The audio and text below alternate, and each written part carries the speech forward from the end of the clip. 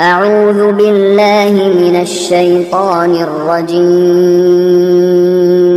بسم الله الرحمن الرحيم.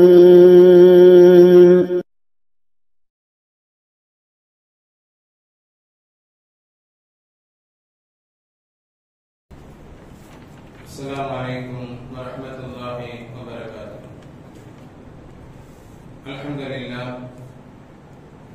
والصلاة والسلام على نبينا محمد رسول الله صلى الله عليه وسلم.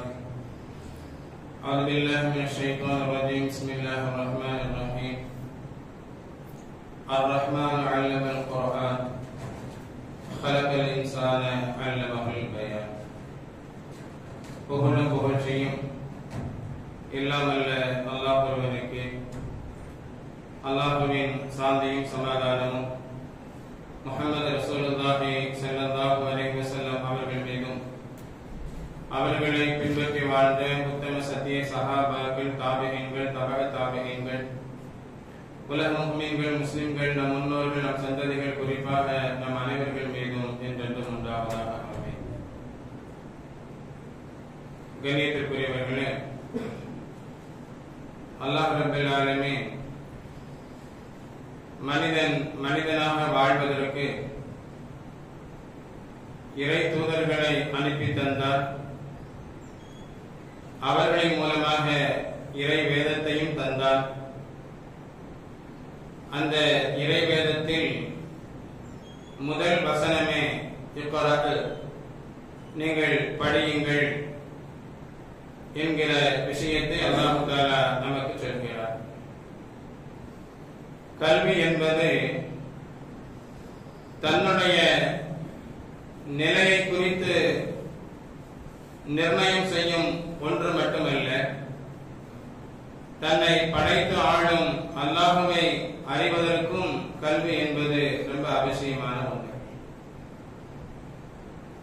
அன்பானவர்களே, அதனால்தான் பெருமானார் ஸல்லல்லாஹு அலைஹி வஸல்லம் அவர்கள் கல்வியை ரப்பிடத்திலே அதிகப்படுத்தி கேட்டார்கள். தன்னுடைய துஆக்களில் அல்லாஹ் வர்ஸுக்னா இல்மன் நாஃபிஆ என்று பிரார்த்தனை செய்தார்கள். பிரயோஜனமான கல்வியை தாரப்பே என்று துஆ செய்தார்கள். அன்பானவர்களே, இன்றைய தினத்தில் தமிழ்நாட்டில் 11, 12ஆம் வகுப்புகளுக்கான தேர்வு இன்று தொடங்கி இருக்கிறது. 7534 பள்ளிகளில் சுமார் 8 லட்சம் மாணவ மாணவிகள் இந்த தேர்வை சந்தித்துக் கொண்டிருக்கிறார்கள். அல்லாஹ் ரப்பல் ஆலமீன் இந்த தேர்வில் முஸ்லிம்களும் முஸ்லிம் அல்லாதவர்களும் எல்லோரும் தேர்ச்சி அடைவதற்கும், ஈமான் கொண்ட மக்கள் இம்மையிலும் மறுமையிலும் வெற்றி அடைவதற்கும் எல்லாம் வல்ல அல்லாஹ் அருள் புரிவதோடு, இவர்கள் கற்றுக்கொண்டிருக்கக்கூடிய கல்வியை பிரயோஜனமான கல்வியாக இறைவனை அறிந்து, இறை தூதரின் நல்வழியில் நடந்து, இம்மையிலும் மறுமையிலும் வெற்றி பெறக்கூடிய நல்ல கல்வியை அல்லாஹ் ரப்பல் ஆலமீன் வழங்கி அவர்களை கண்ணியப்படுத்துவானாக. ஆமீன். இன்றைய சூழ்நிலையில் பிள்ளைகளுக்கு உண்டான எண்ணங்கள், சிந்தனைகள், அவருடைய செயல்பாடுகளை உற்று நோக்கினால் சில விஷயங்களை நாம் அறிந்து கொள்ள முடியும். இன்றைய பிள்ளைகள் கடுமையான மன அழுத்தத்தில் இருக்கிறார்கள். இனமுறையாத கவலை அவர்களை தொற்றிக் கொண்டிருக்கிறது. தன்னையும் அறியாமல் அவருடைய உள்ளத்தில் அச்சமும் பயமும் குடிகொண்டிருக்கிறது. சரியாக உண்ணாமல், சரியான நேரத்தில் உறங்காமல், சோர்வான நிலையில் அவர்கள் இருப்பதை நாம பார்க்கிறோம். என்ன காரணம்? மதிப்பெண் குறைந்துவிட்டால், மார்க் குறைந்துவிட்டால் பெற்றோருடைய கேள்விக்கு நாம் என்ன பதில் சொல்வது? இந்த சமூகத்தில் நாம் சந்திக்கின்ற மனிதனுடைய கேள்விக்கு நாம் என்ன பதில் சொல்வது என்கிற அச்சமும் பயமும் சோர்வும் அவர்களை சுற்றி வளைத்துக் கொண்டிருக்கக்கூடிய நேரத்தில் கண்ணியத்திற்குரியவர்களே, அவர்களுக்கு இன்னொரு கவலை. இங்கே மதிப்பெண் குறைந்து விட்டால் அடுத்த கட்ட கல்வியை கற்பதற்கும் படிப்பு முடிந்து வேலையை தேடுவதற்கும் இந்த மார்க் குறைபாடு என்பது தடையாக இருக்குமோ அப்படிங்கிற எண்ணம் வேறு அவர்களுக்கு மேலும் கவலையை அதிகப்படுத்துகிறது. அன்பானவர்களே, அல்லாஹ் சுப்ஹானஹு வ தஆலா யாரையும் வீணாக படைக்கவில்லை. மனிதர்களை வீணுக்காக விளையாட்டுக்காக அல்லாஹ் தஆலா படைக்கவில்லை. ஒவ்வொரு மனிதர்களுக்கும் ஒவ்வொரு விதமான தனித்தன்மைகளை, சிறப்புகளை, திறமைகளை அல்லாஹ் ரப்பல் ஆலமீன் வழங்கி இருக்கிறார். முஹம்மது ரசூலுல்லாஹி ஸல்லல்லாஹு அலைஹி வஸல்லம் அவர்கள் சொல்வார்கள், மனிதர்கள் எல்லோரும் சுரங்கத்திற்கு நிகரானவர்கள். மனிதர்கள் அனைவரும் சுரங்கத்திற்கு நிகரானவர்கள். சில சுரங்கம் தங்கத்தை தருகிறது என்று சொன்னால் சில சுரங்கம் வெள்ளியை தருகிறது என்பதாக முஹம்மது ரசூலுல்லாஹி ஸல்லல்லாஹு அலைஹி வஸல்லம் அவர்கள் சொல்வார்கள். அதுபோல பிள்ளைகள் எல்லோரும் ஒரே தரத்தில் இருப்பது இல்லை. நினைவாற்றல் அது வித்தியாசப்படும், சிந்தனை திறன் அது வித்தியாசப்படும், செயலாற்றும் முறைகள் வித்தியாசப்படும். அந்த பிள்ளைகள் நல்வழி நடப்பதற்கும் நற்பெயரை அடைவதற்கும் உயர்ந்த ஒரு அந்தஸ்தை பெற்றுக் கொள்வதற்கும் ஆசிரியர்களும் பெற்றோர்களும் அவர்களுக்கு உறுதுணையாக இருக்க வேண்டும். அவர்களை எப்படி பண்படுத்த வேண்டுமோ புண்படுத்தாமல் அப்படி பெற்றோர்களும் ஆசிரியர்களும் நடந்து கொள்ள வேண்டும் என்பதை இந்த நேரத்தில் நாம் கவனத்தில் கொள்ள வேண்டும்.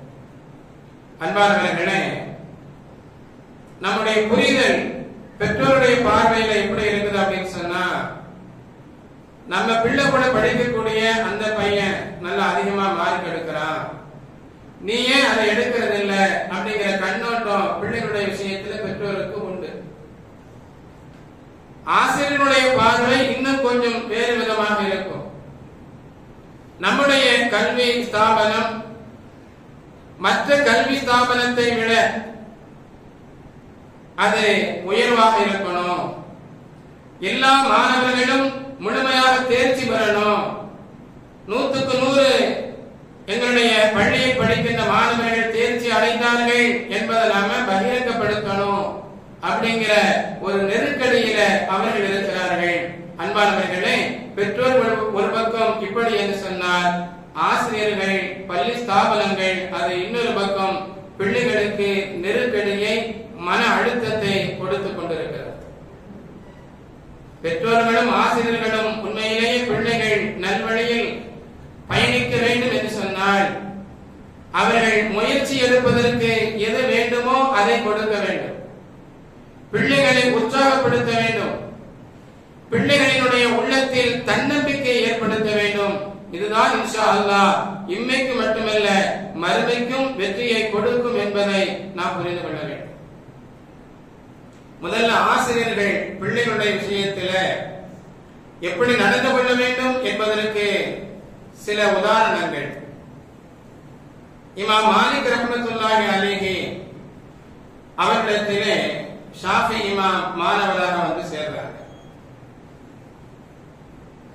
ஷாஃபி இமாமுடைய அந்த கல்வி திறன், அவருடைய புத்தி கூர்மை, கல்வி ஆற்றல், இதையெல்லாம் புரிந்து கொண்ட இமாம் மாலிக் ரஹ்மத்துல்லாஹி அலைஹி அவங்க ஷாஃபி இமாமை அழைத்து சொன்னார்கள், அல்லாஹ் ரப்பல் ஆலமீன் உன்னுடைய இதயத்தை கல்வி ஞானத்தால், கல்வி என்னும் ஒளியால் ஒளிரச் செய்திருக்கிறான்.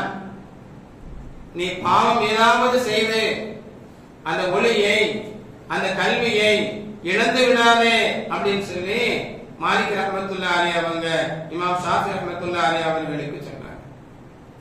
நம்முடைய பிள்ளைகளுக்கு சொல்லிக் கொடுக்க வேண்டிய முக்கியமான செய்தி இது. பாவங்கள் இருக்கிறதே அது ஞாபக மறதியை உண்டு பண்ணும், கல்வியினுடைய தரத்தை அது குறைத்துவிடும், இருக்கின்ற கல்வியை இழப்பதற்கு பாவமும் ஒரு காரணமாக இருக்கும் என்பதை அறிந்த அறிஞர் பெருமக்கள் தன்னுடைய மாணவ கண்மணிகளுக்கு சொன்ன முக்கியமான செய்தி இது. அப்ப மாலிக் ரஹ்மத்துல்லாஹி அலைஹி அவங்க ஷாஃபி இமாமிடத்தில் சொன்னார்கள், அல்லாஹ் ரப்பில் ஆலமீன் உன்னுடைய இருதயத்தை அறிவு என்னும் ஒளியால் பிரகாசிக்க செய்திருக்கிறான்.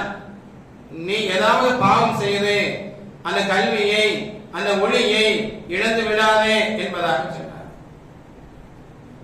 அந்த அளவிற்கு பிள்ளைகள் எப்படிப்பட்டவர்கள் என்பதை உணர்ந்து அவர்களுக்கு நல் அறிவுரை சொல்லி அவர்களை அரவணைத்ததனால் இமாம் ஷாஃபி ரஹ்மத்துல்லாஹி அலைஹி அவர்கள் உயர்ந்த ஒரு மாமேதையாக மார்க்க அறிஞராக அவர்கள் திகழ்ந்து கொண்டிருக்கிறார்கள் என்பதை நாம் புரிகிறோம்.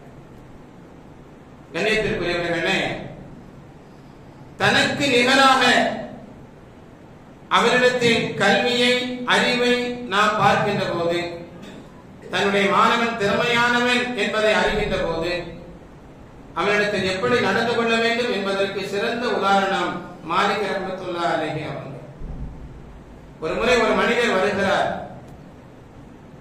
பதட்டத்தோடு வருகிறார். அந்த மனிதர் வந்தவர் மாலிக் ரஹ்மத்துல்லாஹி அலைஹி அவங்கிட்ட சொன்னாங்க, நானும் என்னுடைய மனைவியும் 2 பேரும் பேசிக் கொண்டிருந்தோம். அப்படி நாங்கள் பேசுகின்ற போது நம் இருவரில் யார் அழகு அப்படிங்கிற பேச்சு அங்க வந்துச்சு. மனைவி கணவன் இருவருக்கு மத்தியில் பேசுகின்ற போது யார் அழகு அப்படிங்கிற பேச்சு வந்துச்சு. என்னுடைய மனைவி தன்னுடைய அழகை குறித்து பெருமையாக பேசிக்கொண்டு வந்தவள். ஒரு நேரத்தில் அவள் சொன்னாள், நான் நிலவை விட அழகானவள் அப்படின்னு சொன்னாள்.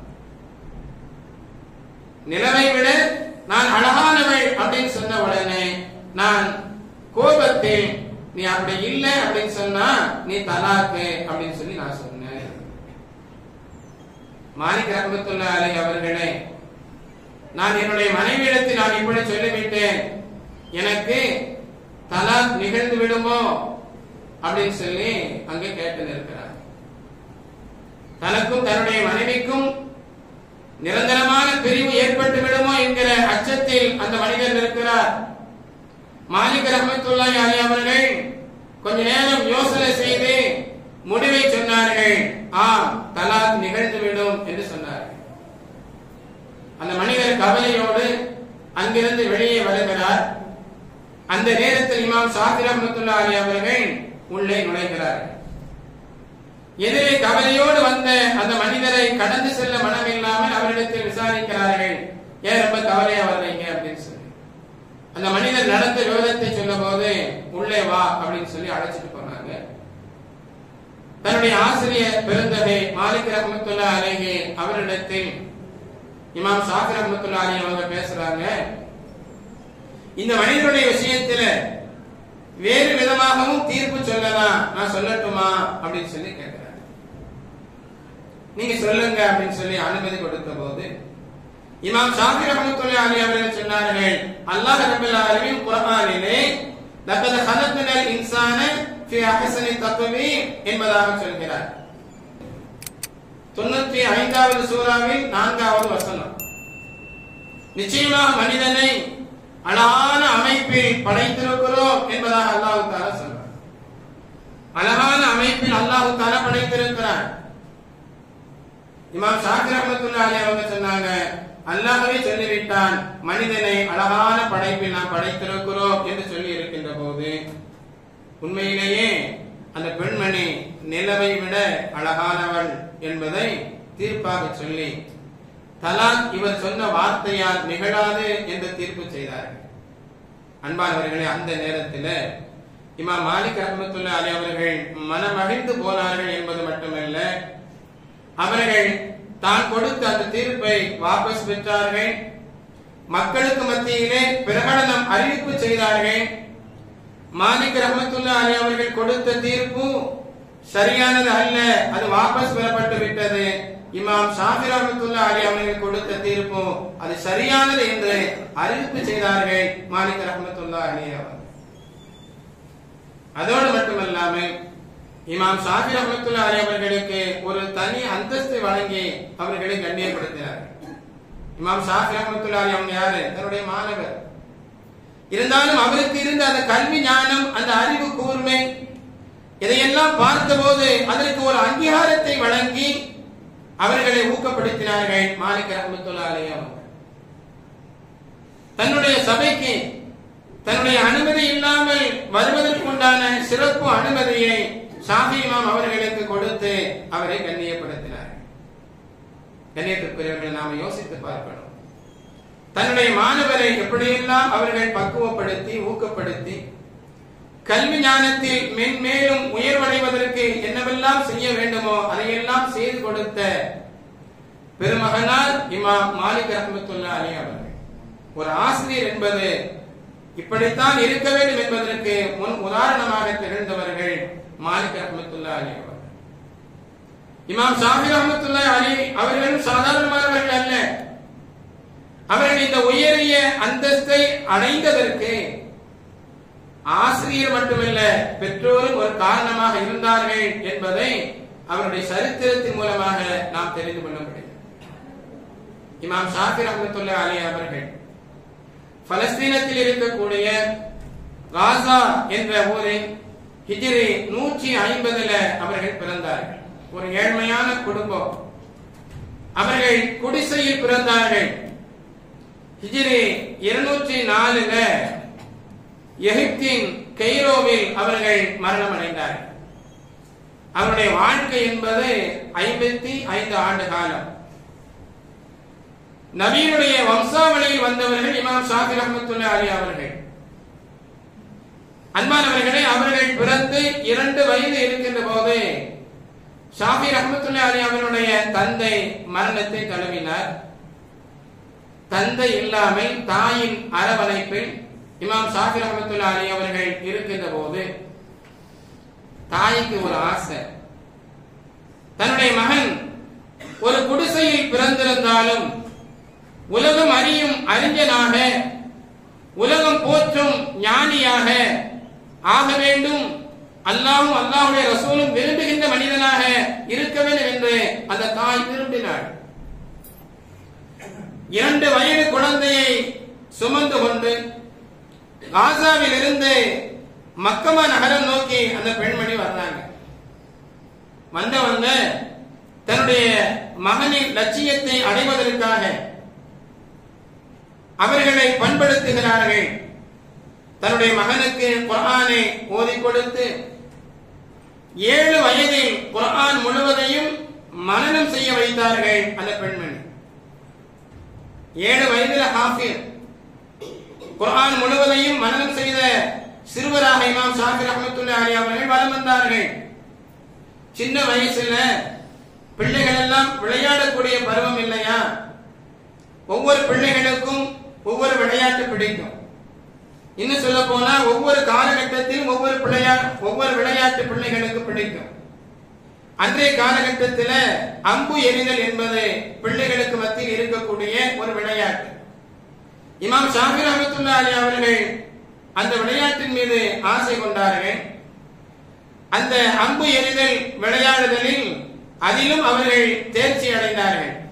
இமாம் ஷாஃபி ரஹ்மத்துல்லாஹி அலைஹி அவங்க சொல்வாங்க, 10 அம்புகளை ஒரு இலக்கை நோக்கி நான் எறிந்தால் அதில் 9 அம்புகள் கரெக்டான இலக்கை நோக்கி அது சென்றடையும், 1 மட்டும்தான் அது குறி தப்பும் என்பதாக ஷாஃபி ரஹ்மத்துல்லாஹி அலைஹி அவர்கள் சொன்ன செய்தியை கிதாபுகளை நாம பார்க்கிறோம்.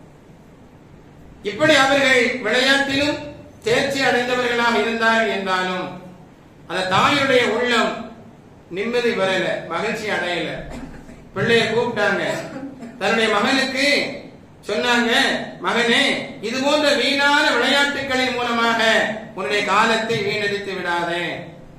நீ வாழ்க்கையில ஜெயிக்கணுமா, நல் வாழ்க்கை கிடைக்கணுமா உனக்கு, நீ என்ன செய்ய, மார்க்க விஷயங்களை கற்றுக்கொள் அப்படின்னு சொல்லி தன்னுடைய தாய் ஷாஃபி ரஹ்மத்துல்லாஹி அலைஹி அவர்களுக்கு அறிவுரை சொன்னார்கள் என்பது மட்டுமல்ல, கண்ணியத்திற்குரியவர்களே, அதற்கு பின்பு இமாம் ஷாஃபி ரஹ்மத்துல்லாஹி அலைஹி அவங்க சொல்வாங்க, எனக்கு கல்வியிலே சந்தோஷம், இன்பம் கிடைத்தது. அரபு மொழியும் அரபி மொழிகளுடைய இலக்கணத்தையும் அவர்கள் கற்று தேர்ச்சி அடைந்தார்கள். ஃபிக்ஹ் கலையில் அவர்கள் உயர்ந்த ஒரு நிலையை அடைந்தார்கள். அன்றைய காலகட்டத்தில் அறிஞர் பெருமக்கள் இருக்கிறார்களே, அவர்களுக்கு நிகரான ஒரு இடத்தை இமாம் ஷாஃபி, இமாம் ரஹ்மத்துல்லாஹி அலைஹி அவர்கள் அடைந்தார்கள். அப்பொழுது அவர்களுக்கு வயது 9. அன்றைய காலகட்டத்தில் இருக்கக்கூடிய அறிஞர் பெருமக்கள் இருக்கிறார்களே, அவர்களுக்கு நிகரான ஒரு அந்தஸ்தை, கல்வி ஞானத்தை பெற்றபோது அவர்களுக்கு வயது 9. சிரமத்தோடு அவர்கள் கல்வி கற்று உயர்ந்த நிலையை அடைந்தார்கள். அவர்கள் பாடத்தை எழுதிக் கொள்வதற்கு பேப்பர் கூட இல்லை அவங்கிட்ட.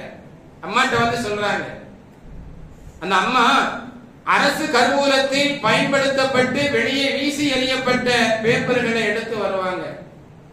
ஒரு பக்கம் எழுதப்பட்டிருக்கும், மறுபக்கம் காலியாக இருக்கும். அந்த காலியாக இருந்த இடத்தில் தன்னுடைய பாடங்களை அவர்கள் குறித்து வைத்துக் கொண்டு படித்து உயர்ந்த நிலையை அடைந்தார்கள் இமாம் ஷாஃபி ரஹ்மத்துல்லாஹி அலைஹி அவர்கள். அந்த அம்மாவுக்கு இந்த பிள்ளை இன்னும் உயர்வான ஒரு இடத்துக்கு கொண்டு வரணும் அப்படிங்கிற ஆசை. மதீனா நகரத்தை நோக்கி அவர்கள் தன்னுடைய மகனை அழைத்துக் கொண்டு சென்றார்கள். மதீனா நகரத்தில் தான் இமாம் மாலிக் ரஹ்மத்துல்லாஹி அலைஹி அவர்கள் என்ற மாமேதை அங்கே இருக்கிறார்கள். கல்வி அறிவு ஞானம் பெற்றவர்கள், அல்லாஹ்வை அதிகமாக நேசிக்கக்கூடிய, அல்லாஹ்வுடைய ரசூலை அதிகமாக நேசிக்கக்கூடிய ஒரு நல்ல மாமனிதர். இமாம் மாலிக் ரஹ்மத்துல்லாஹி அலைஹி அவங்க மதீனாவில் இருக்கிறாங்க. மதீனாவையும் நேசித்தார்கள். எந்த அளவுக்கு அப்படின்னு சொன்னா, நான் மரணம் அடைந்து ஜன்னத்தில் பக்கீல தான் அடக்கம் செய்யப்படணும் அப்படிங்கிற ஆசை கொண்டவர்கள். அதனால ஹஜ்ஜிக்கு தவிர்த்து வேறு எங்கேயும் அவர்கள் வெளியே சென்றதே இல்லை என்பதாக வரலாற்றிலே பதிவு செய்வார்கள். அந்த மாலிக் ரஹ்மத்துல்லாஹி அலைஹி அவர்கள் எழுதிய முஅத்தா அப்படிங்கிற ஹதீஸ் கிதாபு ரொம்ப பெரிய கிதாபு. இந்த அம்மா என்ன செஞ்சாங்க, இந்த பிள்ளையை நாம கொண்டு போய் சேர்க்க போறோம், இவனுக்குன்னு ஒரு திறமை வேணுமா இல்லையா அப்படின்னு சொல்லி அந்த முஅத்தா அப்படிங்கிற அந்த கிதாபை முழுவதுமாக மனப்பாடம் செய்ய சொன்னாங்க. இமாம் ஷாஃபி ரஹ்மத்துல்லாஹி அலைஹி அவர்கள் தன்னுடைய 10 வயதில் முஅத்தா என்று சொல்லக்கூடிய ஹதீஸ் கலை, ஹதீஸினுடைய அந்த கிதாபை அவர்கள் முழுமையாக மனனம் செய்தார்கள். இப்ப தன்னுடைய பிள்ளைய ஒரு இடத்துல சேர்க்க போகும்போது அதற்கான தகுதியை உருவாக்கிய பின்பு 14 வயதில் இமாம் மாலிக் ரஹ்மத்துல்லாஹி அலைஹி அவர்களிடத்திலே ஷாஃபி ரஹ்மத்துல்லாஹி அலைஹி அவர்களை கொண்டு போய் சேர்க்கிறாங்க. அவர்கள் மாணவராக அங்கே சேர்க்கிறார்கள். கண்ணியத்திற்குரியவர்களே, 9 ஆண்டுகள், அதாவது மாலிக் ரஹ்மத்துல்லாஹி அலைஹி அவர்கள் மரணம் அடையக்கூடிய அந்த நேரம் வரைக்கும் சிறந்த ஒரு மாணவராக மாலிக் ரஹ்மத்துல்லாஹி அலைஹி அவர்களோடு இருந்தவர்கள் இமாம் ஷாஃபி ரஹ்மத்துல்லாஹி அலைஹி அவர்கள். தன்னுடைய ஆசிரியர் பெருந்தை அவர்கள் வஃபாத்தான பின்பு தான் கற்ற கல்வியை பிற மக்களுக்கு எடுத்துச் சொல்லும் நோக்கத்தில் மக்கா, மதீனா, மிஸ்ர், பகதாது போன்ற எல்லா இடங்களுக்கும் சென்று மக்களுக்கு மார்க்கத்தை எடுத்துச் சொன்னார்கள் இமாம் ஷாஃபி ரஹ்மத்துல்லாஹி அலைஹி அவர்கள். மிஸ்ரில் ஹிஜ்ரி 198 ஆசிரியர் பணியை மேற்கொண்டு பல்லாயிரக்கணக்கான மாணவர்களை உருவாக்கிய பெருமை இமாம் ஷாஃபி ரஹ்மத்துல்லாஹி அலைஹி அவர்களுக்கு உண்டு. அவர்கள் மரணமடைந்து பல 100 ஆண்டு காலம் ஆன போதும் இன்றும் அவர்களை பற்றி நாம் பேசுகிறோம். முஹம்மது ரசூலுல்லாஹி ஸல்லல்லாஹு அலைஹி வஸல்லம் அவர்களுடைய வழிமுறைகள், வாழ்வு முறைகள் இப்படித்தான் இருந்தது என்று ஹதீஸை முன்னிலைப்படுத்தி ஒரு பாதை அமைத்து கொடுத்தார்களே, அந்த பாதையில் இன்றும் கோடான கோடி மக்கள் பயணித்துக் கொண்டிருப்பதை நாம பார்க்கிறோம். அல்லாஹ் சுப்ஹானஹு வ தஆலா அவர்களை, அவர்கள் கற்ற கல்வி ஞானத்தை அங்கீகரித்தான் என்பதற்கு இது ஒரு அடையாளமாக நாம் பார்க்க வேண்டும். கண்ணியத்திற்குரியவர்களே, நாம் புரிந்து கொள்ள வேண்டிய விஷயம், நம்முடைய பிள்ளைகள் மதிப்பெண் பெற வேண்டும் என்கிற ஒரே இலக்கோடு நாம் அவர்களை பயன்படுத்தாமல் அதற்கு அடுத்தும் பல விஷயங்கள் உண்டு. அதை இறைவனை பற்றி அவர்களுக்கு ஞாபகப்படுத்த வேண்டும், இறை தூதரை பற்றி ஞாபகப்படுத்த வேண்டும், ஹலால் ஹராமை அவர்களுக்கு சொல்லிக் கொடுக்க வேண்டும். இந்த உலகத்தில் வெற்றி அடைவதோடு மறுமையினுடைய வெற்றியை அவர்கள் பெறுவதற்கு என்னென்ன வழியை அண்ணல் நபி ஸல்லல்லாஹு அலைஹி வஸல்லம் அவர்கள் காட்டி தந்தார்களோ அந்த வழியை நாம் பின்பற்றி நடக்க வேண்டும். எல்லாம் அல்லாஹ் இன்றைய தினம் மட்டுமல்ல என்றும் தேர்வு எழுதக்கூடிய பிள்ளைகளுக்கு, முஸ்லிம்களுக்கும் முஸ்லிம் அல்லாதவர்களுக்கும் அல்லாஹ் தஆலா நல்ல மதிப்பெண்ணை அல்லாஹ் வழங்கி கண்ணியப்படுத்துவானாக. முஃமினாக இருக்கக்கூடிய ஈமான் கொண்ட நன்மக்களுக்கு துன்யாவிலும் ஆகிரத்திலும் வெற்றியை பரிபூர்ணமாக தந்த அனுபவிவானாக. சாலிஹான சந்ததிகளாக, இறைவன் விரும்புகின்ற, இறை தூதர் விரும்புகின்ற நல்ல மாமணிகளாக நம்முடைய பிள்ளைகள் சந்ததிகள் ஆகுவதற்கு அல்லாஹ் தஆலா நம்முடைய ஹலாலான ஹாஜத்தை நிறைவேற்றி தருவானாக. ஆமீன் ஆமீன் யா ரப்பல் ஆலமீன். அஸ்ஸலாமு அலைக்கும் வரஹ்மத்துல்லாஹி வபரகாத்துஹு.